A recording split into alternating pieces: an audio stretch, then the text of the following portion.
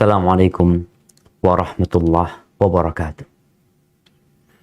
Alhamdulillah alladzi hadana li hadza wa ma kunna linahtadiya laula an hadana Allah. Segala puji bagi Allah Jalla Jalaluh yang telah memberikan hidayahnya kepada kita, memberikan petunjuk kepada kita untuk tetap berada di atas agama. Yang kita tidak pernah berhenti mengatakan ihdinas siratal mustaqim. Tadi pagi 2 kali kita baca. Tadi siang pas zuhur 4 kali kita baca. Entar sholat asar 4 rakaat 4 kali kita baca ihdinas siratal mustaqim. Ketika maghrib kita baca 3 kali. Ketika isya kita kembali mengulanginya. Karena kita yakin hati kita itu berada di tangan Sang Pencipta. Yudhillu man yasha wa yahdi man yasha. Allah menyesatkan siapa yang Allah kehendaki. Dan Allah memberikan petunjuk kepada siapa yang Allah kehendaki. Apa sih yang kita lakukan sehingga kita pantas mendapatkan hidayah Allah? Ya karunia Allah itu kepada kita. Bukan karena kitanya, tapi karena Allah lah yang maha baik sama kita. Kalau bukan karena Allah, ini teman-teman yang kemarin semangat ngaji di Ramadan, mungkin hari ini nggak bisa dia ngaji lagi. Karena setan-setan udah dilepas. Neraka dibuka kembali. Surga ditutup. Godaan dan fitnah semakin merajalela. Maka sekali lagi bersyukurlah kepada Allah Azza wa Jalla. Dan jangan pernah berhenti berterima kasih. Memuji dan memuji Allah atas nikmat hidayah yang Allah berikan. Kenapa Anda perlu ingatkan hal ini? Kalau bersyukur atas nikmat uang, sepertinya kita telah melakukan itu. Dari sisi memuji dan memuji Allah, mengatakan Alhamdulillah. Tapi kalau dapat hidayah, terkadang kita meremehkan hidayah yang Allah berikan. Allahumma salli wa sallim ala sayyidina wa maulana Muhammadin wa ala alihi wa ashabihi ajma'in. Ya Allah, semoga salawat dan salam senantiasa Engkau curahkan untuk hamba kekasih-Mu, untuk baginda Nabi kita Muhammad alaihi salatu wassalam, yang diutus sebagai rahmatan lil alamin, yang telah menjelaskan kepada kita segala yang dibutuhkan oleh umat manusia. Sampai kelak kita masuk surga Allah Azza wa Jalla. Semua udah dijelasin. Maka semoga Allah senantiasa memberikan pujiannya, sanjungannya kepada Nabi yang mulia ini. Dan mengampuni dosa-dosa kita. Amma ba'd. Jamaah rahimakumullah. Setelah Idul Fitri. Lalu kita bicara perjuangan selama di bulan Ramadan. Sebuah ayat yang sering kita dengarkan sebelum Ramadan. Di saat Ramadan. Yang mungkin kita akan jarang mendengarnya setelah Ramadan. Itu firman Allah, Ya ayyuhalladzina amanu kutiba alaikumus siyam. Kama kutiba ala alladzina min qablikum la'allakum tattaqun.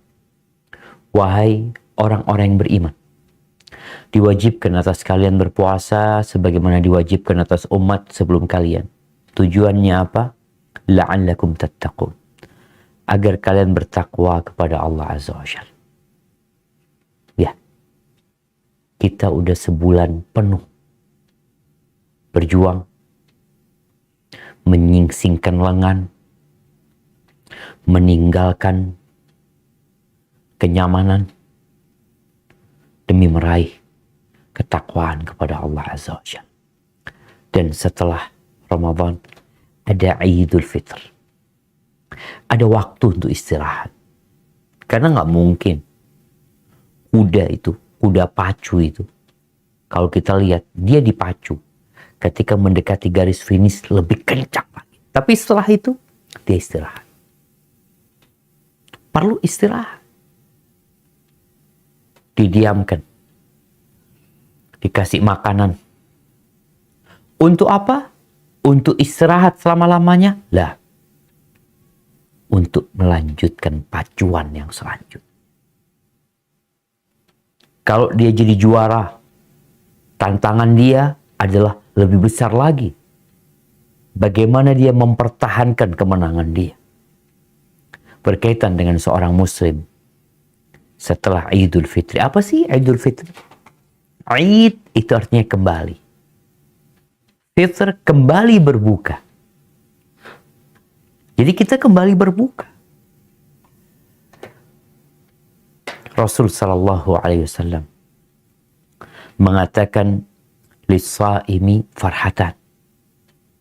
Buat orang yang berpuasa, ingat yang berpuasa. Farhatan. Dia memiliki dua kegembiraan. Yang pertama farhatun 'inda fitrih. Kegembiraan tatkala dia berbuka. Wa farhatun 'inda liqa'i rabbi. Dan kegembiraan tatkala berjumpa dengan Allah Azza wa Jalla. Berbincang tentang kegembiraan tatkala berbuka, yaitu Idul Fitr. Kita lihat ya, Islam ini agama yang sangat sempurna sekali. Tidak memaksa umatnya untuk terus beribadah, memforsir dirinya sampai jatuh sakit. Enggak. Ada waktu istirahat. Bahkan di Idul Fitr, nanti kita akan berjumpa Idul Adha. Di Idul Fitr, itu diharamkan berpuasa. Dosa. Jadi kalau ada muslim maksa puasa di Idul Fitri, bukan dapat pahala. Dia dapat dosa. Ketika Rasul SAW berbincang tentang hari tasyrik, ya, di Idul Adha, beliau mengatakan ayyamu aklin wa syurbin wa dzikrillah. Itu hari-hari untuk makan, untuk minum, untuk mengingat Allah Azza wa Jalla, terus bertakbir. Maka di Idul Fitr, seorang muslim itu dari sejak matahari Ramadan terbenam, hilal Syawal lahir, maka dia mulai mengatakan Allahu Akbar, Allahu Akbar, la ilaha illallah, wallahu akbar, Allahu Akbar, walillahil hamd. Ada kegembiraan buat dia. Tapi untuk yang puasa. Yang nggak berpuasa, pura-pura gembira. Dia itu pura-pura gembira. Kesian dia sebenarnya. Tatkala orang-orang bertakbir, mengagungkan Allah, membesarkan Allah yang maha besar. Kemudian besok paginya dia berangkat menuju tempat sholat Id. Dia sholat Idul Fitr. Kemudian dia berjumpa dengan kawan-kawannya. Lalu saling mengucapkan selamat. Tapi yang nggak puasa, sejatinya dia sedang mempermalukan diri sendiri. Tatkala kawannya mengatakan, taqabbalallah minna wa minkum, selamat Idul Fitr. Padahal dia nggak puasa. Dia nggak puasa. Selamat Idul Fitr. Itu buat orang yang puasa. Ahibati fillah. Di dalam hadis yang diriwayatkan oleh Imam Ahmad dari Aisyah radhiyallahu taala anha. Qalat, Aisyah berkata, Rasulullah sallallahu alaihi wasallam bersabda pada hari itu, yakni hari Idul, hari Id. Ketika di Masjid Nabawi itu ada permainan. Ada orang-orang Habasyah yang berasal dari Ethiopia. atau dari Eritrea, daerah Sudan sana, sedang atraksi di dalam masjid. Di Idul Fitri itu diperkenankan main rebana. Jadi seharusnya nih kita muslim belajar bagaimana sih Idul Fitr yang islami. Boleh pakai rebana, nasyid-nasyid disenandungkan ya di rumah. Anak ketika Id sama anak-anak di mobil dan setel nasyid. Anak-anak sampai heran. Abang nggak apa-apa bang, kata dia. Soalnya ada suara gendangnya, suara dufnya. Nggak apa-apa. Diperbolehkan ketika Idul Fitr dan Idul Adha. Dan ketika pernikahan.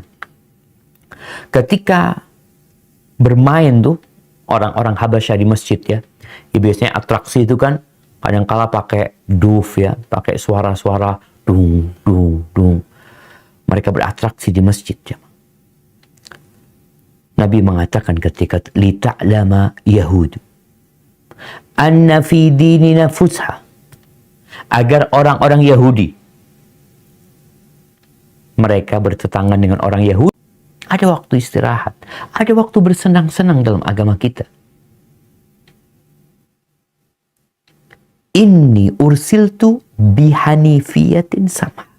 Aku diutus dengan agama Islam yang lurus dan mudah. Itu agama Islam.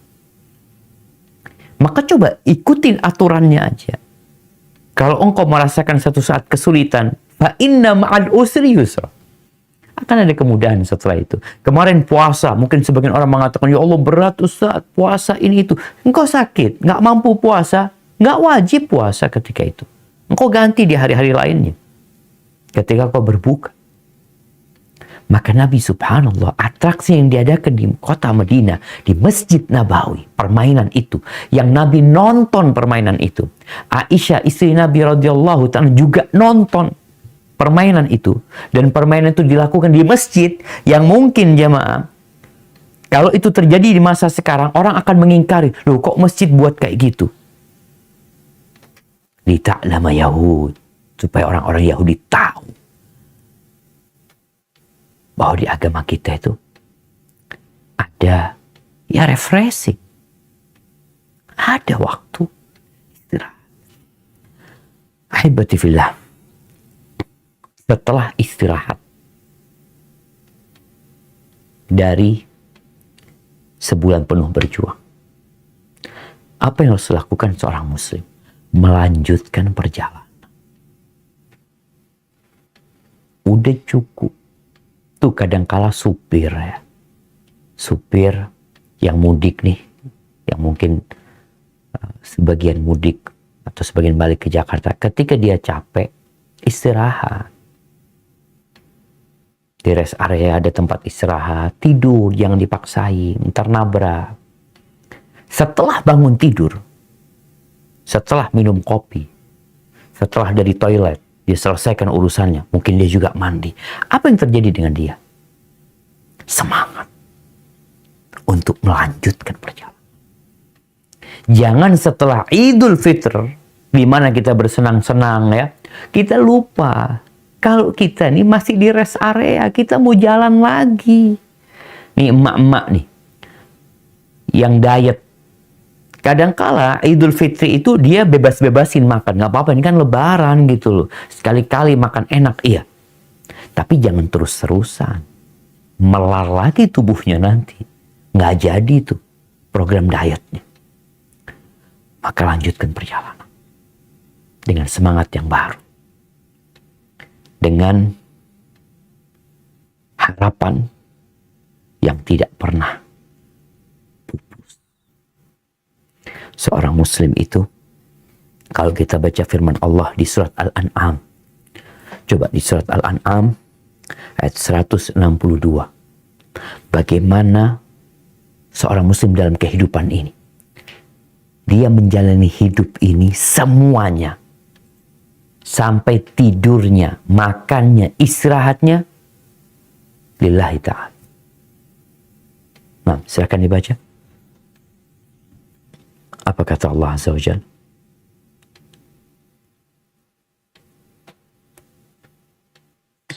A'udzu billahi minasy syaithanir rajim.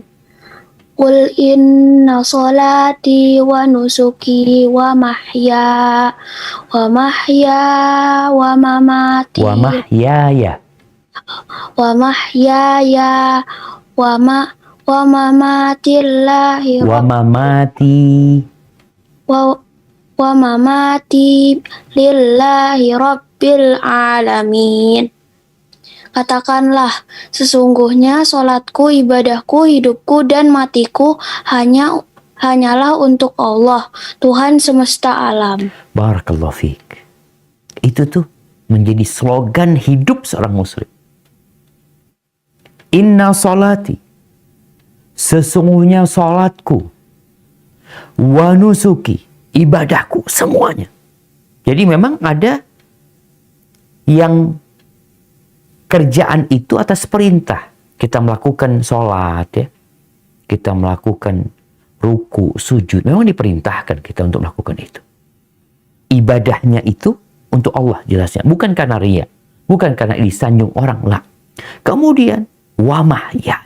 Hidupnya. Yang kita tahu hidup ini adalah waktu kita. Waktu kita. Kita punya waktu 24. Hari ini kita nggak tahu kapan berakhir waktu kita. Matinya pun lillahi rabbil alamin. La syarika untuk Allah Azza wa Jalla. Maka yang perlu dilakukan setelah Idul Fitr ya tadi. Seperti supir yang mampir di rest area, yang dia istirahat sejenak, dia isi bensin, dia cek air mobilnya, air radiator, dia cek angin bannya, lalu kering. Kemana? Ketika anggota keluarganya bertanya, ketika sang ayah kembali masuk ke mobilnya, kemudian dia hidupkan mobilnya. Apakah anak perlu bertanya, Bapak mau kemana? Nggak perlu mereka bertanya. Karena mereka tahu, kita barusan sedang istirahat sejenak. Untuk kemana? Untuk ke tempat tujuan kita. Rasulullah Sallallahu Alaihi Wasallam dalam hadis riwayat Ibnu Majah mengatakan, istaqimu walan tuhsu. Kalian berusahalah untuk istiqamah. Dan kalian ya nggak akan bisa gitu loh. Untuk sempurna itu nggak bisa. Tapi berusahalah untuk mendekati. Kalian istiqamah. Arti istiqamah itu menjalankan perintah, menjauhi larangan, terus-terusan. Bukan hanya sejenak, bukan hanya di bulan Ramadan. Enggak. Wa'lamu. Dan ketahuilah. Anna khaira a'malikum as-salat.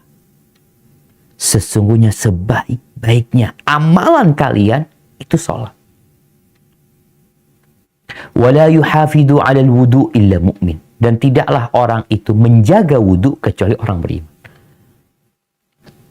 Maka sekarang kita berbincang apa yang dilakukan seorang perempuan nih. Setelah Idul Fitr. Yang pertama tentunya bayar utang puasa. Bayar utang. Ya, kita tahu para wanita punya keistimewaan. Apa keistimewaan perempuan? Dia ada liburnya puasa. Dia ada liburnya sholat. Sampai kita di rumah sering ribut tuh. Yusuf ribut sama kakaknya. Kenapa kakaknya nggak puasa? Kenapa kakaknya nggak sholat? Karena memang ada keistimewaan yang Allah berikan kepada wanita. Tapi jangan lupa keistimewaan itu perlu dibayar. Kalau kita lihat perempuan masuk surga kan mudah. Apa kata Nabi SAW? Idza sallatil mar'atu khamsaha. Kalau wanita itu menjaga sholat yang 5 waktu. Perempuan ini perlu berjuang menjaga sholat yang 5 waktu. Karena kadang-kala dia datang bulan. Kadang-kala baru datang bulan bersih. sholat 2-3 hari, datang bulan lagi. Atau kadang-kala ada wanita yang kena darah istihadah. Sebulan penuh ya, darah itu keluar terus. Dia tetap harus menjaga sholatnya. Kadang-kala dia bingung, gimana sholatnya? Dan terkadang perempuan dengan adanya libur itu males dia untuk sholat lagi. Maka perempuan yang menjaga sholat yang 5 waktu. Wasamat syahraha. Dan dia puasa bulan dia, yakni bulan Ramadan. Ingat, puasa itu sebulan penuh. Banyak perempuan yang puasanya cuma di bulan Ramadan. Selesai Ramadan nggak ada bayar utang. Ada seorang wanita yang menjumpai anak. Dia malu mau bertanya di majelis. Setelah majelis dia datang sama suaminya. Dia tanya, Ustaz. Terus terang Ustaz, ana malu mau tanya tadi, kata dia. Ana ini sejak balik sampai tua, sampai ngaji dia itu nggak pernah bayar utang. Jadi di keluarga itu ya udah cuma puasa Ramadan, utang nggak ada bayar utang. Jadi anak saya utangnya berapa kira-kira? Kalau dihitung 200 hari lebih utangnya. Maka puasa di bulan Ramadan ini kalau nggak 29 hari, 30 hari. Maka bila wanita sholat yang 5 waktu, puasa Ramadannya dia lengkapin, dia bayar utang. Wa ata'at zaujaha, dia taat sama suaminya, patuh sama suaminya. Wa hafidhat farjaha, dia jaga kehormatan dirinya. Qila laha, dikatakan kepada perempuan ini, udkhulil jannah. Silakan masuk surga. Masuk surga? Iya. Dari pintu mana mau masuk? Dari pintu mana saja. Ada 8 pintu surga. Yang sejatinya pintu surga ini khusus untuk orang yang punya amalan spesial. Yang rajin sholat sunnah, ada pintu sholat. Yang rajin puasa sunnah, ada bab rayyan. Yang rajin berjihad di jalan Allah, ada babul jihad. Buat orang yang suka berjihad di jalan. Ini perempuan bisa masuk pintu jihad. Allahu Akbar. Tapi dia jaga benar tuh puasa Ramadan. Maka kegiatan pertama, bayar utang. Dan alhamdulillah jemaah, biasanya orang itu kalau habis puasa, untuk puasa sunnah mudah.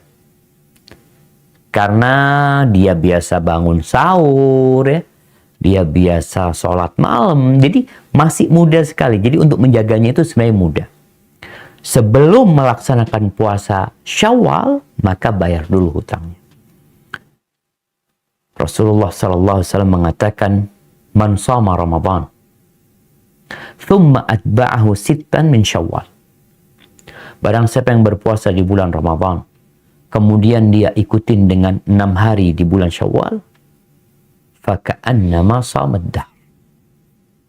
Seakan-akan dia puasa setahun. Allahu Akbar. Maka jaga nih puasa. Setelah menjaga puasa, bayar utang itu, dia baru puasa 6 hari di bulan Syawal. Dan kita lihat semua nilai-nilai keindahan yang ada di bulan Ramadan itu tolong dijaga. Dengan engkau berpuasa, engkau masih dapat tuh yang namanya doanya orang puasa tuh mustajab. Engkau masih dapat yang namanya berkahnya sahur. Masih bangun. Jangan kemudian hilang sama sekali. Kemudian bagaimana memberi buka kepada orang yang berpuasa. Jadi segala nilai-nilai kebaikan di bulan Ramadan dijaga. Tapi di bulan Ramadan kita tahu perempuan ini berkhidmat kepada suami dan anak-anaknya. Khidmatnya berbeda. Kalau dulu biasa mensediakan makan untuk sarapan, ini enggak. Perempuan Masya Allah ya. Dia bangun sebelum suaminya bangun sebelum anak-anaknya bangun. Dia masak, dia siapkan ya. Anak ngelihat bagaimana istri anak di rumah. Dia bangun sebelum anaknya bangun, dia siapin semuanya. Kemudian dia mulai bangunkan anak-anaknya. Nah, ayo sahur. satu persatu dibangun. Mereka akhirnya sahur. Kebersamaan ini, khidmat yang seperti ini, tolong terus dijaga. Kalaupun nggak puasa, artinya nggak ada bangun sahur, bangunkan anak-anak, bangunkan suaminya untuk qiyamul lail, untuk sholat malam, witir paling nggak di sepertiga malam akhir. Bagaimana Rasulullah Sallallahu Alaihi Wasallam, beliau mengatakan, rahimallahu rajulan qama minal laili fasalla. Allah merahmati seorang laki-laki yang bangun di malam hari, kemudian dia sholat. Setelah dia sholat malam, apa yang dilakukan? Dia bangunkan istrinya agar istrinya sholat juga. Kalau istrinya nggak mau bangun, dia ambil air, dia percikan itu air di wajah, kemudian istrinya sholat. Wa rahimallahu imra'atan, dan Allah merahmati seorang wanita, qamat minal laili fasallat. Jadi kadang-kadang di rumah tangga ini ada yang suaminya yang semangat ibadah, ada yang istrinya yang lebih semangat beribadah. Nah, dua orang ini harus saling membantu, saling tolong menolong. Kalau kemarin bulan Ramadan ada yang namanya puasa, ada sahur, jadi bangun semuanya. Mungkin setelah itu ada yang males. Ini perempuan yang dirahmatin Allah, yang bangun di malam hari, kemudian dia sholat. Selesai sholat, dia bangunkan suaminya. Mungkin dia bikinkan kopi buat suaminya. Dia bikinkan makanan yang membuat suaminya jadi bangun ya. Agar suaminya sholat. Lakukan itu. Dan kita harus tahu bahwa sholat malam ini bukan hanya di bulan Ramadan. Sebagian orang malam Idul Fitri udah berhenti sholat malam.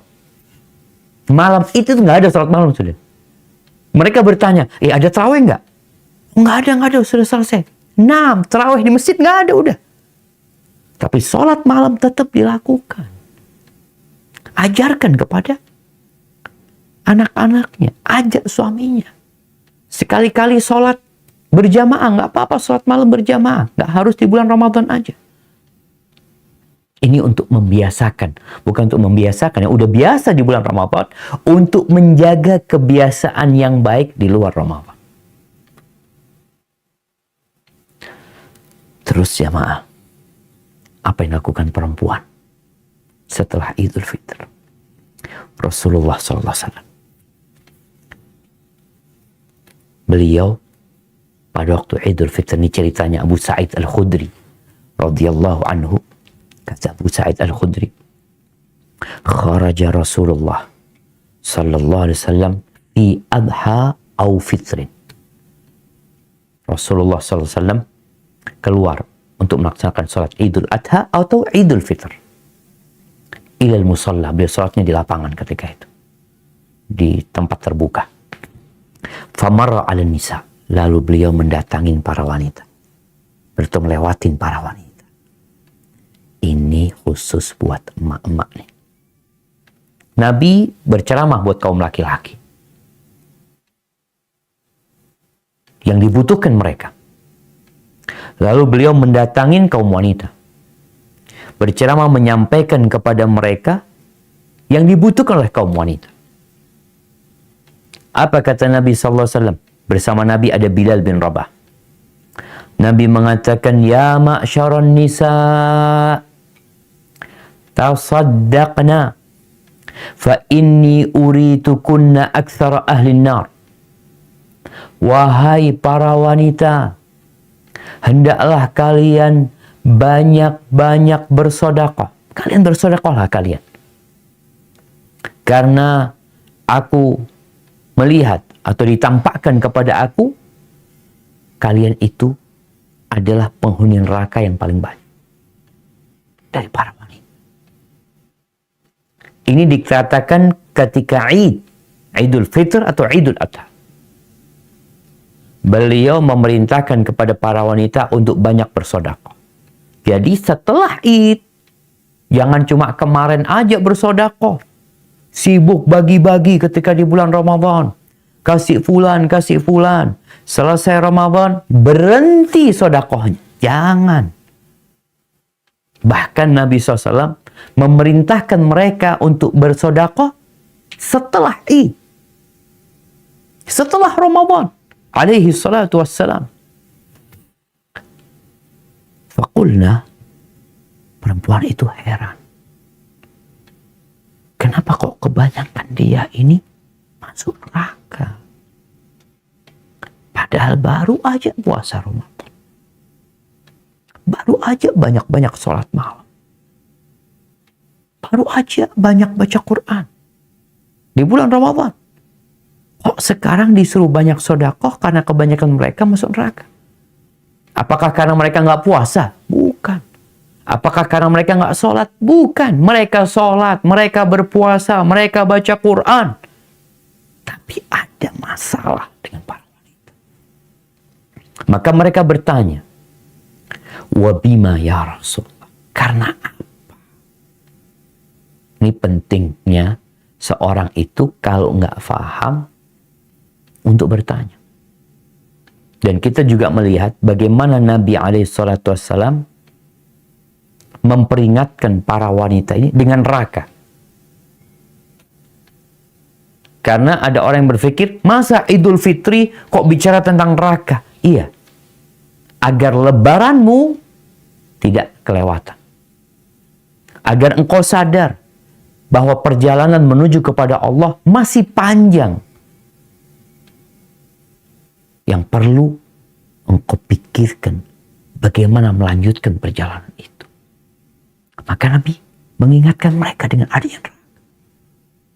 Rasulullah SAW terkadang beliau dari atas mimbar dengan suara yang lantang. Dalam hadis Nu'man bin Bashir, katanya dia Nabi di atas mimbarnya mengatakan, Andartukumun nar, andartukumun nar, andartukumun nar. Aku peringatkan kepada kalian, ada neraka. Hati-hati sama neraka. Hati-hati sama neraka.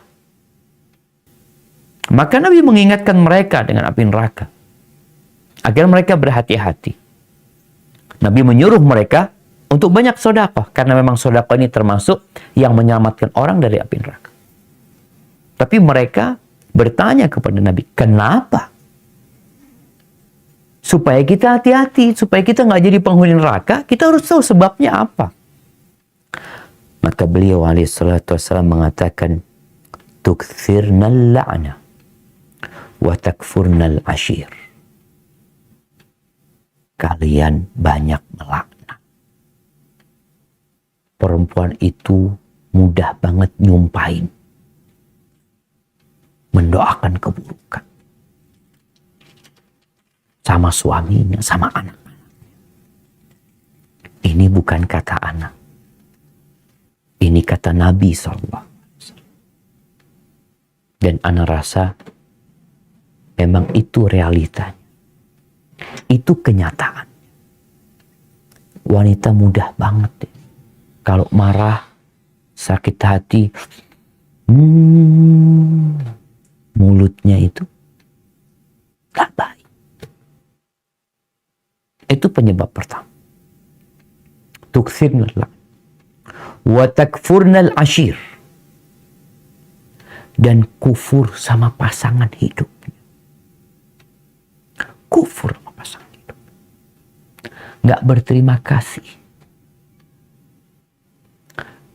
Di riwayat Ibnu Abbas radhiyallahu anhu, Nabi SAW mengatakan, "Lau ahsanta ila ihdahunna ad-dahra, thumma ra'at minka syai'an."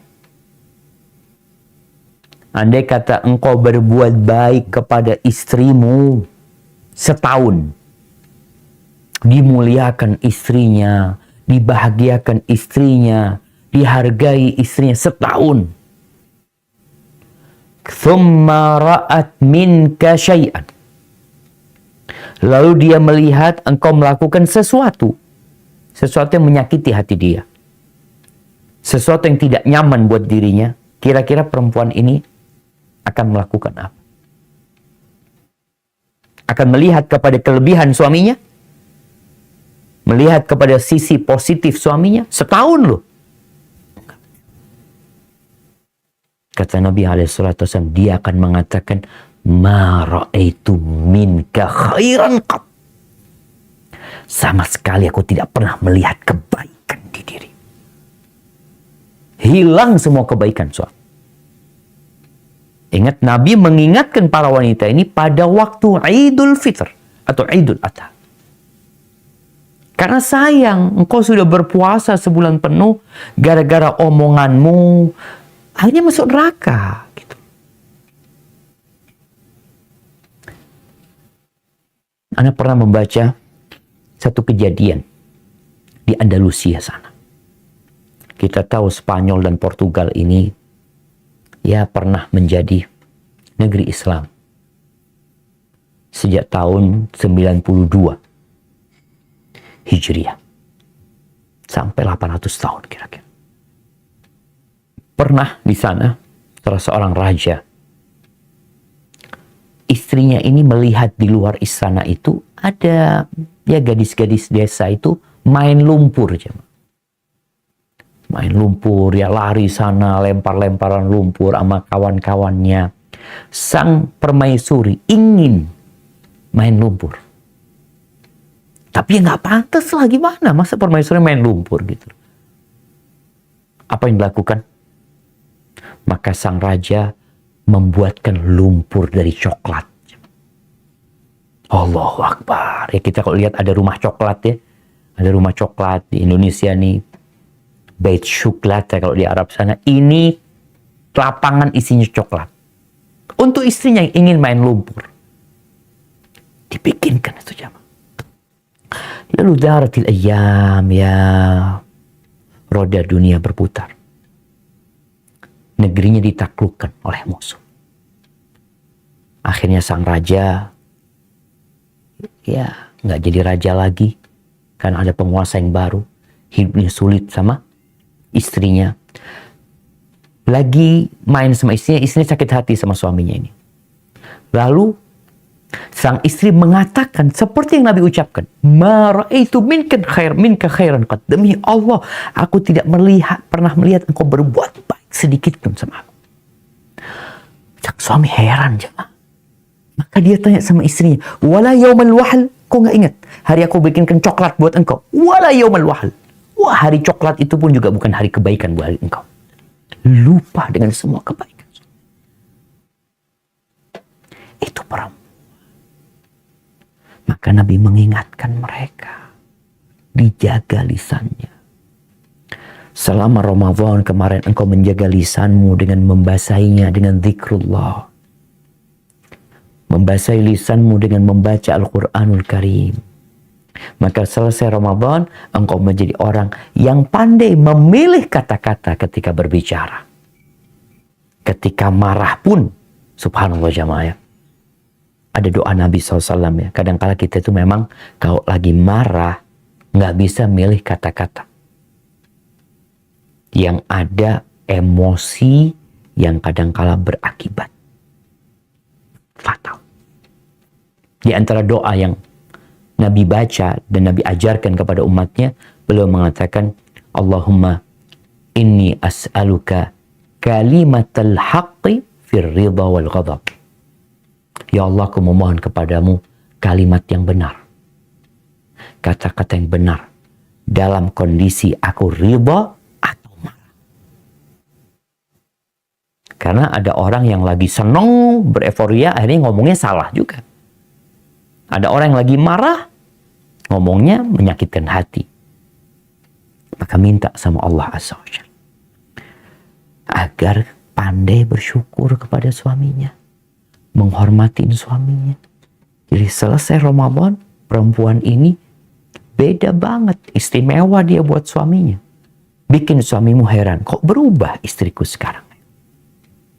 Yang biasanya kalau ngomong teriak-teriak, yang kalau manggil anaknya, tetangga sampai kaget-kaget ya. Itu berubah. Jadi lembut. Jadi penuh penghargaan ucapan. Al-kalimatut thayyibah shadaqah. Kalimat yang baik itu sedekah. Jadi kalau disuruh sedekah, engkau berucap yang baik itu sedekah sebenarnya. Kemudian Nabi SAW mengatakan, ma ra'aitu min naqisati aqlin wa dinin adhaba li lubbir rajulil hazim min ihdakunna. Aku nggak pernah ngelihat manusia-manusia yang akalnya kurang, yang agamanya kurang, yang tapi dapat membuat akalnya orang laki-laki yang tegas itu hilang dari kalian. Ini berbincang tentang fitnah wanita. Subhanallah. Jadi perempuan dengan kondisi seperti itu sangat menggoda para laki. Maka Allah perintahkan laki-laki untuk menundukkan pandangan mereka, ya, untuk tetap taat sama Allah, jangan sampai melakukan kemaksiatan. Lalu perempuan itu tanya lagi sama Nabi SAW. Ketika disebutkan wanita itu akalnya kurang, agamanya kurang, maka mereka bertanya kepada Nabi SAW, wa ma nuqsanu dinina wa aqlina ya Rasulullah. Wahai Rasulullah, kekurangan agama kita dan akal kita itu di mananya gitu. Maka beliau menjelaskan, alaihi salatu wassalam, alaysa syahadatul mar'ati mithla nisfi syahadatir rajul. Bukankah kesaksian wanita itu seperti setengah kesaksian laki-laki? Jadi kalau perempuan jadi saksi, itu 2. Utang piutang umpamanya. Itu perempuan 2, kalau laki-laki cukup 1. Qulna bala, iya. Mereka sadar nih. Wanita-wanita sahabat tahu. Itu yang terjadi. Mereka tahu dengan tabiat mereka. Mereka tidak menuntut persamaan dengan laki-laki. Tapi yang mereka tanyakan, di mana letak kekurangan akal mereka? Mereka lebih kepada perasaan mereka. Maka Nabi menyebutkan, kesaksian perempuan itu setengah kesaksian laki-laki. Kemudian, qala fadzalika min nuqsani aqliha. Itu termasuk kekurangan akalnya. Kalau bicara kurang agamanya di mana? Alaysa idza hadat lam tusalli wa lam tasum? Qulna bala. Bukankah kalau wanita itu sedang datang bulan, apa yang terjadi dengan wanita itu? Dia nggak sholat, dia nggak puasa. Kata perempuan itu, oh iya, benar. Qala fadzalika min nuqsani dinha. Itu adalah kekurangan agama. Rawahul Bukhari. Jadi yang perlu dilakukan wanita adalah banyak-banyak bersedekah.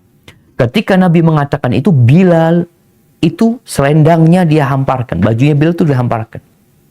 Faja'alna yulqina min huliyihinna. Itu orang-orang pada melemparkan perhiasan mereka. Jadi ketika diperintahkan, mereka itu tidak mikir, oh nanti mau sedekah. Di depan kita ada neraka. Dan kita nggak tahu kapan kita mati. Kalau kita menunda-nunda sedekah kita, yang ditakutkan, ajal menyebut kita belum sedekah.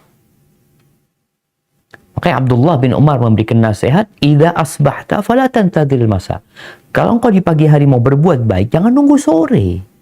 Engkau sore hari jangan nunggu besok. Maka perempuan itu melemparkan jamaah. Ada yang mungkin gelangnya dilemparkan, ya. Ada yang antingnya, ada yang cincinnya. Karena mereka takut dengan api neraka. Dunia ini akan ditinggalkan. Dan yang mereka sedekahkan itu yang akan menjadi amalan mereka. Di riwayat Imam Muslim, Rasulullah SAW mengatakan kepada perempuan-perempuan itu, ya ma'syaran nisa tasaddaqna. Wahai para wanita, kalian banyak-banyak sedekah. Wa aktsirnal istighfar. Dan perbanyak istighfar. Fa inni ra'aitukunna aktsara ahlin nar. Aku melihat kebanyakan kalian itu menghuni neraka. Maka selain sedekah, perbanyak sedekah, punya rizki, dikasih sama suaminya, berbagi dengan orang lain, bukan malah ditumpuk itu hartanya, ditumpuk perhiasannya, mati ditinggal semuanya. Amalan yang kedua, memperbanyak istighfar. Kalau Nabi kita Muhammad alaihi salatu wassalam sekali duduk dihitung sama sahabat itu, istighfarnya 100 kali. Beliau mengatakan Rabbighfirli wa tub alayya innaka antat tawwabur rahim atau innaka antat tawwabul ghafur 100 kali. Bagaimana dengan wanita? Maka hendaklah memperbanyak istighfar. Ya, harus menyusun program dalam hidup dan dianjurkan ketika selesai salat duha untuk beristighfar 100 kali. Tapi nggak harus waktu itu aja istighfar. Bisa jadi habis asar dia duduk ya. Sambil menunggu waktu maghrib. Dia beristighfar. Dia mau istighfar astaghfirullah wa atubu ilaih. Astaghfirullah wa atubu ilaih. Boleh. Dia mau tadi baca Rabbighfirli wa tub alayya innaka antat tawwabur rahim. Silahkan dibaca. Dia mau baca doanya Nabi Yunus alaihissalam. La ilaha illa anta subhanaka inni kuntu minadh dhalimin. Baca.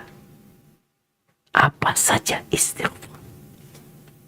Dia harus yakin dengan ucapan Nabi SAW bahwa kebanyakan wanita menghuni neraka. Maka bagaimana dia menyelamatkan dirinya? Dia tahu dengan kekurangan dirinya. Maka dia perbanyak sedekah. Yang sedekah ini burhan, bukti keimanan. Dan sedekah itu akan menyelamatkan wanita ini ketika melewati sirat. Semoga sedekahnya menyelamatkan dia. Kemudian memperbanyak istighfar. Yang kita tahu Allah Maha Pengampun dan Maha Pengasih. Namun selain itu, dijaga lisannya. Kalau di bulan Ramadan, Rasul SAW mengatakan rubba sha'imin. Bukan cuma di bulan Ramadan, ini berkaitan dengan puasa sebenarnya, sampai puasa sunnah pun. Rubba sha'imin hadduhu min siyamihil ju' wal atash. Banyak orang puasa tapi tidak mendapatkan pahala apa-apa kecuali lapar dan haus. Lalu Nabi SAW juga mengatakan man lam yada qawla zur wal amala bihi wal jahl falaysa lillahi hajatun fi an yada'a ta'amahu wa syarabahu. Barang siapa yang tidak meninggalkan ucapan-ucapan dusta, ucapan-ucapan palsu, perbuatan-perbuatan kebodohan ketika berpuasa, maka Allah nggak butuh dia dengan meninggalkan makan dan minum. Ahibati fillah, ini nasihat Nabi SAW begitu indahnya buat para wanita yang disampaikan ketika Idul Fitr. Maka nasihat ana ya bagi para wanita menjaga lisannya. Ingat dengan sabda Nabi SAW. Man kana yu'minu billahi wal yawmil akhir falyaqul khairan aw liyasmut. Barang siapa yang beriman kepada Allah dan hari akhir, hendaklah berkata yang baik atau diam. Kalau engkau tidak bisa memilih kata-kata, kalau engkau sedang emosi, ya diam. Karena engkau akan dihisap. Jangan sampai amalanmu yang banyak ternyata hilang gara-gara engkau tidak bersyukur kepada suami. Gara-gara engkau suka melaknat dan memaki. Hada wallahu a'lam bishawab. Itu mungkin yang bisa Anda sampaikan pada kesempatan kali ini. Semoga bisa istiqomah, bisa lebih baik setelah Idul Fitr, menjaga amalan kita, menjaga lisan kita, banyak sedekah, dan menjadi wanita-wanita penghuni surga. Hada wallahu a'lam bishawab. Mungkin kita masuk ke sesi tanya jawab. Ana kembalikan ke moderator. Barakallahu fiik. Alhamdulillah, jazakallah khair wa barakallahu fiik Ustadz untuk paparannya. Dan alhamdulillah saat ini seperti biasa sudah lumayan bertumpuk pertanyaannya. Tapi bismillah kita akan mulai dengan pertanyaan pertama. Nah, pertanyaan pertama, bismillah. Insyaallah Ustadz berserta keluarga selalu dalam lindungan Allah. Ustadz, bagaimana cara menyemangati anak-anak untuk terus tadarus. Karena walaupun sudah diiming-iming reward atau hadiah nggak mempan. Jadi anak-anak hanya mau tadarus jika target dari sekolah. Padahal Ramadan kemarin anak-anak sudah rutin tiap hari tadarus, Ustadz. Anak saya berumur sekitar 11 dan 13 tahun. Jazakallah khair. Satu lagi Ustadz, mungkin sama juga tentang anak-anak, bagaimana menanamkan istiqomah bagi anak remaja. Selama Ramadan meninggalkan film Korea, namun baru Lebaran hari kedua sudah kembali menghabiskan waktu dan berkurang ibadahnya. Saya coba jelaskan konsep pahala, juga tampaknya tidak mengena. Mohon bantuannya Ustadz. Masya Allah, barakallah fi. Iya jemaah, berkaitan dengan anak-anak ini, memang kalau kita ngelihat kondisi yang ada, itu nggak mendukung untuk istiqamah. Perlu perjuangan. Kalau pertanyaan pertama tadi, anak-anak ini perlu faktor eksternal yang mendukung dia untuk istiqamah. Salah satunya umpamanya sekolah. Nah, bagaimana sekarang orang tua ini menjalin hubungan baik dengan sekolah, memberikan masukan kepada mereka bahwa kegiatan-kegiatan Ramadan itu kalau bisa tetap diperintahkan kepada anak-anak. Tadarus umpamanya diminta. Dan sekolah-sekolah yang baik, Masya Allah jemaah. Ada sekolah yang PR-nya itu bukan hanya mengajarkan tugas sekolah, menjawab pertanyaan-pertanyaan pelajaran. Tidak. Ada yang tugasnya bikinkan kopi buat orang tuanya. Bikinin teh buat orang tuanya. Nyapu di rumahnya. Karena kebiasaan baik itu kadangkala perlu pelatihan. Kalau orang tuanya yang nyuruh, dia nggak dengar. Kenapa dia nggak dengerin jamaah? Karena dia tahu orang tuanya sayang sebenarnya sama dia. Dia berbangku kepada atau bersandar kepada kasih sayang orang tuanya. Tapi kalau di sekolah, kalau dia nggak ngerjakan, mungkin dia akan malu sama kawan-kawannya. Mungkin dia akan mendapatkan hukuman dari gurunya. Maka sekarang, bagaimana bekerja sama dengan pihak sekolah untuk tetap memerintahkan nilai-nilai yang baik di bulan Ramadan, di luar Ramadan. Walaupun mungkin ya secara jumlahnya nggak sama. Kalau Ramadan kemarin tadarusnya umpamanya ya 1 juz, mungkin sekarang jadi setengah juz atau berapa juz gitu ya. Kerjasama dengan sekolah. Kalau masanya tadi sudah anak-anak nggak mau sama orang tuanya. Dia maunya kalau perintah itu dari sekolah. Tapi yang kedua, orang tua kadangkala perlu tegas sama anak. Ya mungkin sekarang jamaah ya, nggak ada pendidikan memukul. Ana masih ingat waktu di pesantren. Dulu kita masih zamannya ustadz-ustadznya itu main tangan. Ana ngelihat di depan mata sendiri kawan ana digampar sama ustadz tuh. Sampai delosor itu apa jamaah? Sampai sampai terjatuh. Dan nggak ada orang tuanya yang datang nuntut ustadznya, nggak ada. Ketika anak waktu itu jadi ketua bagian apa, ya kita juga memberikan hukuman kepada anak-anak.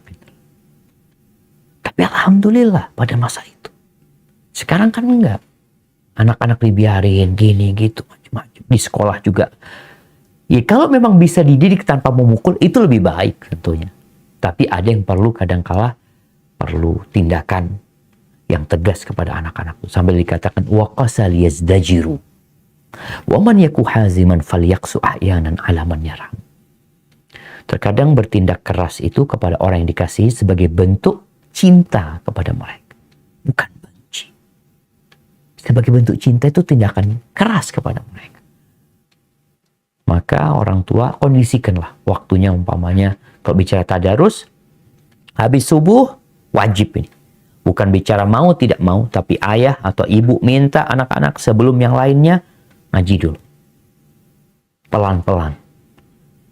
Nggak usah banyak-banyak. Zikir pagi dan petang. Usahakan anak-anak itu kalau habis subuh, bangunin anak-anak, kasih bukunya. Yuk, baca dulu zikir pagi dan petang.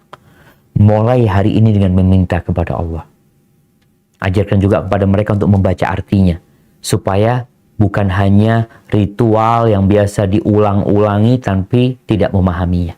Harapannya mereka lebih semangat lagi ketika paham artinya. Ini tugas kita, membiasakan mereka. Kalau tadi drakor, jadi ada anak-anak mungkin yang merasa ya bulan Ramadan suasananya berbeda memang jemaah. Pintu neraka ditutup, bayangin.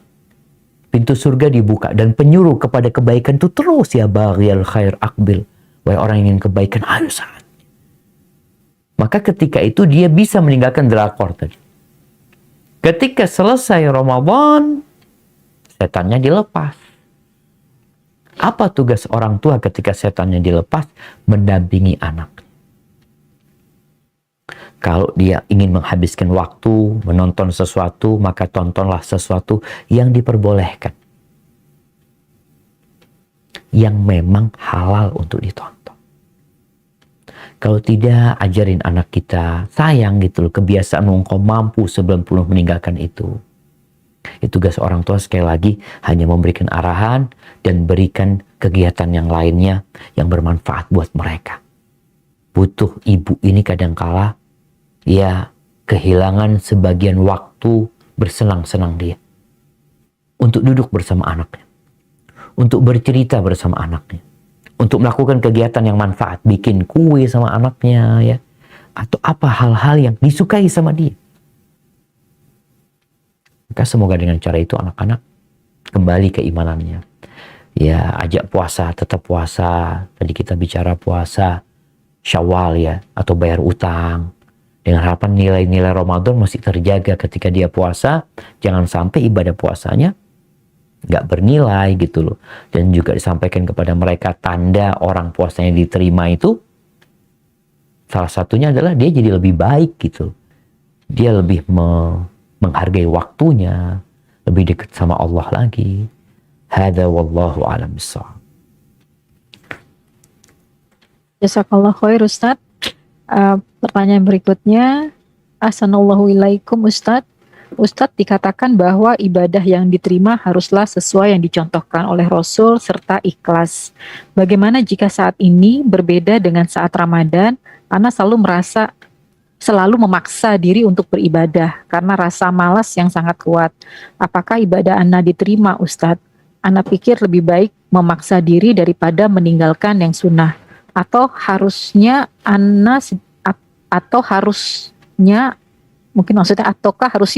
apakah harusnya Ana sedikit istirahat dan mengerjakan yang wajib dulu sementara.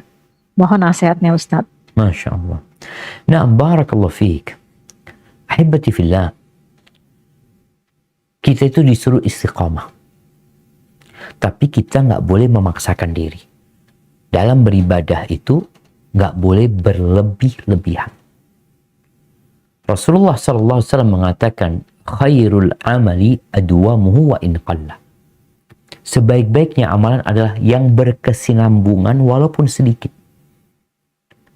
Kalau kita bicara sholat malam, kalau kemarin kita sholatnya 23 rakaat, sholatnya 11 rakaat, selesai Ramadan, itu malam Idul Fitri kita kadang-kadang udah berhenti, tetap sholat.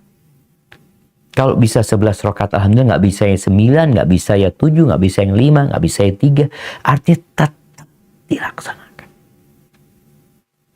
Itu kalau bicara apakah ditinggalkan yang sunnah, jangan ditinggalin, tapi laksanakan yang kau mampu. Mampunya berapa? Kayaknya Ana mampunya umpamanya tadi 3 rakaat Ustaz. Ya udah jaga yang 3 rakaat. Baca Quran. Kalau kemarin kita membaca Al-Quran 3 malam sekali khatam. Selesai Ramadan mungkin nggak mampu. Nggak bisa lagi Ustaz karena Ana punya kesibukan ini dan itu. Sehingga mampunya berapa kali? Ketika Abdullah bin Amr bin As radhiyallahu anhu dipanggil sama Nabi SAW. Nabi memberikan nasihat, engkau hatamkan Quran sebulan sekali. Kata dia, aku lebih mampu. Aku mampu lebih dari itu. Kata. Maka Nabi memberi arahan sampai dikasih arahan 7 hari sudah. Hatam Quran. Karena ditakutkan nanti engkau nggak mampu.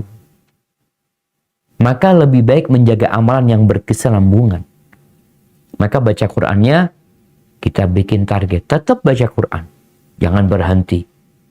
Hanya saja mungkin dikurangin. Kalau kemarin ya bisa 3 kali khatam, mungkin di bulan Syawal 1 kali khatam. One day, one juz. Kalau yang kemarin sekali khatam di bulan Ramadan, mungkin di luarnya, anak kayaknya 3 bulan sekali mau khatam Ustaz. Silahkan. Tapi punya target. Bicara sholat sunnah, Nabi SAW ada 2 sholat yang gak pernah beliau tinggalkan dalam kondisi safar ataupun muqim. 2 rakaat sebelum subuh dan sholat witir. Beliau gak pernah ninggalin. Artinya terus beliau istiqomah. Dalam kondisi musafir pun beliau melakukan hal itu. Maka tinggal dilihat. Aku sholat sunnahnya mana yang mau aku jaga ya? Mau yang 12 rakaat. Udah jaga 12 rakaat. Jadi kita punya target sholat itu 17 rakaat plus 12 rakaat. Berapa udah? 29. Baik, mau jadi 40 silahkan. Tambah sholat malam 11 rakaat. Tapi enggak Ustaz, kayaknya anak sholat malamnya bisa 3. Ya udah 3. Maka dengan cara seperti ini, keistiqomahan kita menjaga amalan walaupun sedikit, itu insya Allah akan mengantarkan kita husnul khotimah. Namun ketika kondisinya capek, lemah, jangan maksakan diri. Sampai Nabi SAW pernah melihat di masjid itu ada seutas tali yang diikat di antara 2 tiang. Nabi tanya, ini tali apa gitu loh. Oh, punya Zainab, istrinya Nabi SAW.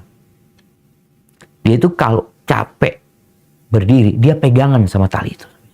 Atau bersandar dengan tali itu. Maka Nabi memerintahkan akan dilepas tali itu. Beliau mengatakan, liyusalli ahadukum nasyatahu. Hendaklah seorang itu sholat ketika semangat. Ketika dia capek, dia lemah, istirahat gitu. Tapi jangan istirahat terus. Jadi ketika kondisi capek, lelah, istirahat. Nanti udah kembali semangatnya, kembali kekuatannya, dia sholat lagi. Hadza wallahu alam bissawab. Nah. Jazakallahu khair Ustadz. Ini sedikit mungkin bersambung dengan yang tadi Ustadz jelaskan. Kami emak-emak memiliki banyak waktu untuk ibadah, termasuk sholat awal waktu, mengaji dan zikir pada saat Ramadan. Karena banyak kegiatan berkurang. Apakah mungkin Ustadz kegiatan harian kami, emak-emak yang kembali menumpuk sekarang, bisa bernilai berlipat seperti beribadah di bulan Ramadan Ustadz? Nah. Iya jemaah. Rasul SAW menjelaskan, yuktabu lil mar'i, akan ditulis pahala buat seseorang, makana ya'malu sahihan muqiman. Apa yang biasa kalau ketika dia musafir atau dia sakit, akan ditulis pahala dia seperti ketika dia sehat dan ketika berada di rumahnya. Ini berkaitan dengan safar dan sakit. Tapi ketika nggak safar dan nggak sakit, maka berusaha kita tetap menjalankan ibadah kita semampu kita di bulan Ramadan. Tinggal, nggak mungkin Ustaz kalau tadi dikatakan di Ramadan kita banyak waktu luang, tapi sekarang udah banyak kesibukan Ustaz. Bagaimana sekarang dia meniatkan kesibukan dunia dia sebagai ibadah dia kepada Allah SWT. Yang dia cari dengan kesibukannya adalah akhirat. Contohnya ketika perempuan ini sibuk masak, mungkin dia sibuk jualan juga Ustaz. Jadi anak punya toko, anak dulu Ramadan anak libur, sekarang nggak libur Ustaz, anak bikin. Bagaimana dia niatkan ketika dia bikin kue, ketika dia melaksanakan kesibukan itu adalah untuk Allah Azza wa Jalla. Hasilnya itu insya Allah sebagian untuk berbagi, sebagian untuk memberikan nafkah. Kita tahu sabda Nabi SAW ya, tentang seorang yang bekerja. Kalau dia bekerja dengan niatan memberikan nafkah kepada kedua orang tuanya, yang sudah sepuh, fahuwa fi sabilillah. Maka dia dihitung di jalan Allah.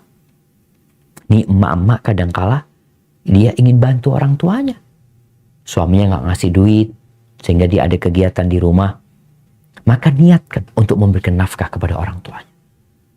Atau niatnya untuk memberikan nafkah kepada anak-anak.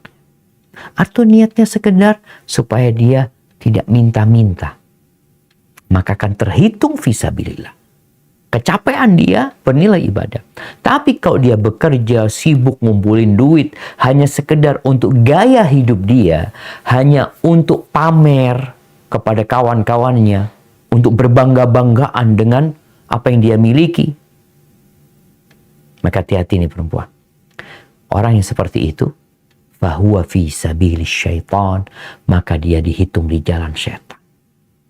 Maka bagi para emak-emak yang punya kesibukan, tetap dia berusaha untuk beribadah walaupun volumenya tidak seperti di bulan Ramadan.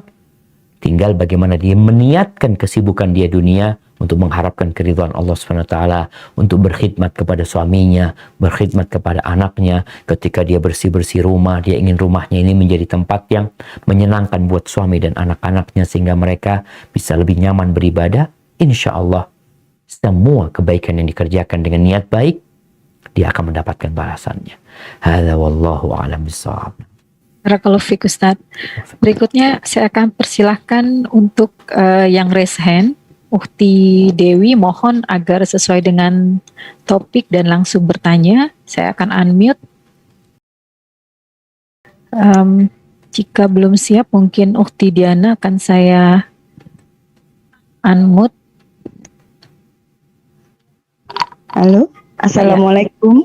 Waalaikumsalam. Assalamualaikum Ustadz. Waalaikumsalam warahmatullahi wabarakatuh. Ahlan wa sahlan, barakallahu fiik. Nah, silakan.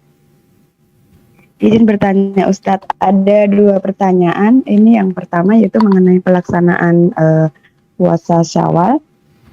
Alhamdulillah saya 2 tahun ini kalau mau melaksanakan puasa Syawal itu selalu bayar qada dulu. Nah, tapi dari orang tua saya bilang, kan sepertinya kok setiap hari kayak puasa gitu. Itu bilang, kan kata Ustadz A gitu ya, yang cukup terkenal bilang kalau mau puasa Syawal tuh Syawal aja dulu nggak apa-apa. Karena kan qada itu bisa waktunya panjang, kalau puasa Syawal itu di bulan Syawal aja. Seperti juga teman saya bilang begitu, yang suaminya juga seorang ustadz juga bilang seperti itu gitu. Jadi nggak harus qada dulu gitu kan ya Ustadz ya. Nah ini bagaimana Ustadz? Yang pertama. Yang kedua mengenai pelaksanaan Yasin gitu Ustadz. Jadi nenek saya qadarullah kurang lebih 100 hari yang lalu meninggal dunia. Nah ini dari keluarga ibu saya sama saudara-saudaranya ada perbedaan mengenai pelaksanaan 100 hari ya Ustadz. Karena kan kami orang Jawa, tradisi kami sangat kental sekali. Itu jadi untuk sebagian saudara ibu saya tetap mau mengadakan acara 100 harian karena kan dengan tradisi masyarakat sekitar gitu kan, dengan niat tetap sedekah. Tapi yang setengah saudara ibu saya nggak mau gitu, maunya untuk orang tua tuh setiap saat aja sedekah, tidak harus ada 7 hari, 40 hari, 100 hari gitu. Nah saya sebagai cucu kan nggak bisa banyak-banyak bicara dalam forum keluarga besar. Itu bagaimana ya Ustadz ya kalau untuk menanggapi hal seperti itu? Jazakallahu khair Ustadz. Nah, Masya Allah, barakallahu fiik. Iya jemaah, ini dulu 2 pertanyaannya. Yang pertama berkaitan dengan puasa Syawal.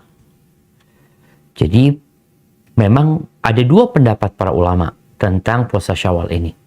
Ada yang membolehkan membayar, atau ada yang membolehkan puasa Syawal dulu sebelum membayar utang. Tapi pendapat yang lebih kuat, karena hadis Nabi SAW mengatakan, Man shoma Ramadan. Barang siapa yang berpuasa di bulan Ramadan, kemudian diikuti dengan 6 hari di bulan Syawal. Jadi Ramadannya harus selesai. Dan di sini ada anjuran untuk melunasi utang dia.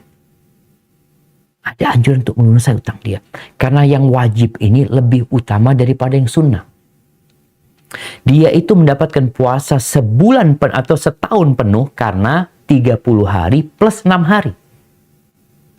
Tapi kalau ternyata masih bolong puasa Ramadannya, kemudian dia puasa sunnah, sehingga pahala itu sulit untuk dia dapatkan.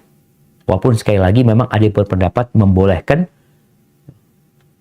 puasa Syawal dulu, baru setelah itu bayar utang. Ini khusus puasa Syawal ya, karena hadisnya man shama Ramadan thumma atba'athu sittan min Syawal. Siapa yang berpuasa di bulan Ramadan kemudian diikuti dengan 6 hari. Ramadannya harus selesai. Kemudian 6 hari di bulan Syawal. Kemudian jamaah, kalau memang ada uzur. Ada uzur, dia itu bisa jadi safar, bisa jadi dia itu nifas, sebulan penuh nifas. Gimana dia mau puasa Syawal? Dia gantinya aja full Syawal, belum selesai karena dia datang bulan lagi nantinya. Bisa jadi di Syawal dia hanya puasa 20 hari, nanti di bulan Dzulqa'dah dia tambah 10 hari baru lunas. Bagaimana? Dia belum puasa Syawal, dia laksanakan setelah itu 6 hari puasa walaupun di bulan Dzulqa'dah. Sebagian ulama menjelaskan hal itu, yang penting dia nanti puasanya 36 hari. Ramadan dia selesaikan, baru setelah itu 6 hari di bulan Syawal. Dan ini kalau bicara ada pendapat para ulama, tetap yang lebih utama keluar dari perselisihan. Ya udah, memang sampaikan kepada orang tua, betul ada yang berpendapat seperti itu, cuma ana lebih melihat menyelesaikan yang wajib daripada melaksanakan sunnah, yang wajib masih terhutang. Jadi kita lebih baik yang wajib diselesaikan, baru setelah itu melaksanakan yang sunnah. Kemudian pertanyaan yang kedua, berkaitan dengan 100 hari tadi. Ahibati fillah, banyak di antara kita yang tidak membaca, tidak mempelajari bagaimana sih Rasulullah SAW ketika meninggalnya Khadijah. Bagaimana Rasulullah SAW ketika meninggalnya pamannya Hamzah. Terus setelah itu bagaimana sikap Abu Bakar, atau sikapnya Fatimah, putrinya Nabi SAW ketika bapaknya meninggal dunia. Abu Bakar Siddiq sebagai khalifatul muslimin setelah Nabi SAW. Apa yang dilakukan beliau ketika Nabi meninggal dunia? Apakah beliau mengadakan acara 3 hari, 7 hari, 100 hari? Gak ada. Maka tugas seorang cucu tadi ya hanya memberikan penjelasan. Daripada ribut-ribut ya, yang satu mau mengadakan 100 hari, yang satu nggak mau. Ribut akhirnya. Dan memang Nabi SAW menjelaskan, فَإِنَّهُ مَنْ يَعِشْ مِنْكُمْ بَعْدِ. Maka sesungguhnya orang yang hidup setelah aku, yakni setelah Nabi meninggal dunia, فَسَيَرَ اخْتِلَافًا كَثِيرًا. Maka dia akan melihat banyak perselisihan. Ini mengatakan boleh, ini mengatakan tidak boleh, ini mengatakan bid'ah, ini mengatakan sunnah. Semua mengklaim kebenaran ada di tangan mereka. Semua mengklaim yang baik yang mereka yakini dan yang mereka kerjakan. Ya kita nggak akan ketemu. Terus solusinya, fa'alaikum bisunnati. Maka seorang cucu, mungkin dia bisa mengatakan, afwan ya, ana mungkin secara keilmuan masih belum cukup, secara umur juga masih muda. Ana lihat daripada ribut, gimana kalau kita ngelihat Nabi Muhammad SAW. Nabi pada waktu meninggal itu, apa yang dilakukan para sahabatnya? Kalau mereka memang mengadakan acara itu, ya kita adakan. Nggak usah ribut-ribut lagi, ya harus kita adakan. Tapi kalau ternyata mereka tidak melakukan, ya lebih baik sebagai seorang yang mengaku pengikutnya Nabi SAW, mengikuti Nabi SAW daripada kita ribut-ribut. Dan tentunya inilah jalan yang benar. Maka seorang cucu hanya bisa memberikan penjelasan kepada mereka agar mereka berpikir sendiri. Karena kebanyakan kita beragama ikut-ikutan dan tidak mengikuti Nabi Muhammad SAW. Hada wallahu a'lam bishawab. Barakallahu fiik Ustaz. Tampaknya waktunya tinggal satu pertanyaan ya Ustaz ya. Siap, Masya Allah. Bismillah Ustaz, suami saya selalu mengatakan bahwa tidak mungkin bisa kita beribadah seperti selama Ramadan meski sudah berusaha sekuat tenaga. Bagaimana menurut Ustadz, apakah ini mungkin? Saya takut menjadi lengah Ustadz. Barakallahu fiik Ustadz. Iya jemaah, kalau bicara ibadah kita di luar Ramadan seperti Ramadan? Berat. Hampir dikatakan nggak mungkin. Maka Abdullah bin Abbas menceritakan bahwasanya Rasulullah SAW itu orang yang paling dermawan. Orang yang paling dermawan. Wa kana ajwad ma yakun fi Ramadan. Dan puncak kedermawanan Nabi itu di bulan Ramadan. Jadi di situ puncaknya. Kita bicara iktikaf, Nabi SAW full iktikaf 10 hari di bulan Ramadan. Di luar Ramadan enggak. Kalau bicara kita, mungkinkah kita iktikaf terus sepanjang tahun? Ya, nggak kerja kalau gitu kita nantinya. Maka Ramadan ini kondisinya pintu neraka ditutup, pintu surga dibuka. Jadi memang berbeda jemaah. Sehingga para ulama menyadari hal itu. Bagaimana mereka ketika di luar Ramadan menghatamkan Quran setiap 7 hari. Setiap 7 hari sesuai nasihat Nabi SAW dia menghatamkan Quran. Masuk bulan Ramadan dia hatam setiap 3 hari. Masuk 10 hari terakhir dia hatam setiap malam. Selesai Ramadan balik lagi setiap 7 hari. Jadi memang tetap ada perbedaan antara Ramadan dan luar Ramadan. Tugas kita, nilai-nilai yang di bulan Ramadan kita jaga selalu di luar bulan Ramadan. Dan kalau mau jadi ahli ibadah, Nabi SAW mengatakan, ittaqil maharim takun a'badan. Tinggalkan yang haram-haram. Engkau akan menjadi orang yang paling ahli ibadah. Jangan engkau banyak ibadahnya dari sisi banyak sholatnya, banyak zikirnya, banyak puasanya. Tapi yang haram dikerjain. Untuk menjadi orang yang paling ahli ibadah, dia tuh meninggalkan yang haram. Maka laksanakan perintah. Umpamanya ini orang hanya melaksanakan yang wajib saja. Tapi yang haram benar-benar dia tinggalkan. Ini orang ahli ibadah. Daripada orang yang banyak sunnahnya, tapi yang haram masih dia kerjakan. Jadi yang dapat dilakukan oleh kita, nilai Ramadan tadi kita meninggalkan yang haram. Kita dilatih selama bulan Ramadan untuk meninggalkan yang halal. Makan minum itu halal. Istrinya halal dia tinggalkan. Terus di luar Ramadan, kita udah dapat tuh pesan. Kalau yang halal kita mampu untuk meninggalkannya karena Allah. Berarti yang haram kita lebih mampu lagi meninggalkannya karena Allah Azza wa Jalla. Hada wallahu a'lam bissawab. Barakallahu fiik Ustaz. Ustaz Afwan tadi terkait dengan baca Quran itu, apakah masih boleh Ustaz kita membaca pada saat sholat sunnah membaca Quran seperti saat tarawih ataupun sholat lail Ustaz? Masya Allah. Nah, jamaah berkaitan dengan sholat memegang mushaf ya. Para ulama menyebutkan bahwasanya itu boleh dilakukan ketika sholat sunnah. Bukan hanya di bulan Ramadan. Artinya di luar bulan Ramadan pun, khususnya sholat-sholat yang dianjurkan kita bacaannya panjang ya, sholat malam. Sebagian kita nggak hafal Quran gitu loh. Maka dia tetap dapat melakukannya di luar bulan Ramadan. Dia tiap malam, momennya dia menghatamkan Qurannya, ya udah, sholat malam itu dia hatamkan Quran. Dia nggak hafal, dia buka tuh Quran. Insya Allah nggak ada masalah. Tetap dia membaca Al-Quran di dalam sholatnya pada waktu pelaksanaan sholat sunnah. Untuk sholat wajib, tidak. Hadza wallahu a'lam bishawab. Ya, itu mungkin yang dapat kita sampaikan pada kesempatan kali ini. Kurang lebihnya mohon maaf, yang benar dari Allah Azza wa Jalla, yang salah dari diri Anda pribadi. Subhanakallahumma wa bihamdika asyhadu an la ilaha illa anta astaghfiruka wa atubu ilaik.